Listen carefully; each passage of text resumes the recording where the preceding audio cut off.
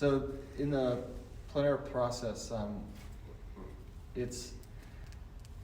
like to find a location. I think the most difficult part about it is just narrowing down the location so that you focus on a particular element. So for instance here it's sort of this tunnel created by these banks of trees. Here I'm kind of focusing on this odd shaped rock. I wanted to get here just the intense light and then that separation where the everything kind of washes out, the sun washes out the back because it's backlit. And especially, but these are the little ones are plein air, and you really have to simplify. It's hard when you're out there in nature and you see all this incredibly beautiful, you want to paint the sky and you want to paint the mountains, you want to paint just everything.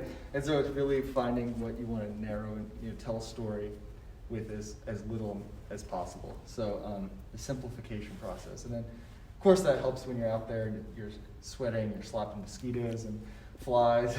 It might be freezing cold. So all that kind of goes into it. But what I like about plein air is how physical an experience it is. Then you really get attached to your pieces in a way that I think helps when you come back to the studio to develop them into larger. You kind of remember what it felt like because you sat there and you kind of suffered through it a little bit in the most enjoyable kind of suffering.